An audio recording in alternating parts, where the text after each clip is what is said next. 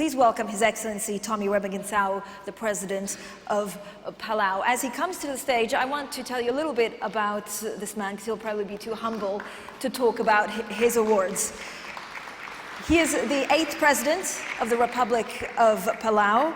He is the first Palauan to have been elected 3 times. In 2007, Time magazine named him as one of the heroes of the environment for initiatives such as Micronesia Challenge. But you were also given the biggest award by the United Nations in 2014, the Champion of the Earth Award. And I just leave you with a few very wise words that the President said. To preserve the best is how he won his last re-election. To preserve the best and improve the rest. President. Ali, and thank you. I think all of us here are champions of the earth, so thank you for that kind introduction. I would like to begin by expressing my heartfelt thanks to President Holland for his leadership and vision for a successful COP21 outcome. And likewise, thank you, Mayor Hidalgo and the people of Paris for welcoming us to their beautiful city as we all take part of a historic event. When the world comes together to take action to fight climate change, it is only fitting that the name of this city will become synonymous with climate change for generations to come.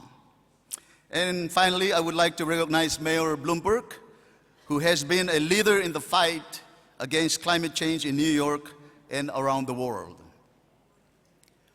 Paris has been a trailblazer in developing better ways of living that are also better for the climate. Your bike sharing program is the largest in Europe and the most popular in the world. And now you are pioneering an electric car sharing program that is helping to redefine the industry. I have also learned about your country's impressive new building regulations, and I look forward to seeing Parisian rooftops covered in green plants and solar panels. These are tangible solutions that Paris has developed locally that others can learn from. I think one of the powerful messages coming out of the Paris Climate Change Conference is that cities and islands can lead the way to a low-carbon future. Island nations, like all cities, are living the disastrous impacts of climate change. Sea level rise, coral bleaching, ocean acidification, and the unusual frequency of natural disasters. Yes, my friends, we are indeed on the front line and the most vulnerable. The Republic of Palau joined the global effort by submitting an ambitious INDC. Although our emissions are tiny, like those of most small islands, big ocean states, we are doing our part for the planet and for the health and well-being of our people. Currently, we are heavily reliant on expensive diesel fuel. Not only does that lead to greenhouse gas emissions, but it is also a serious drain on our budget. It's simply not sustainable.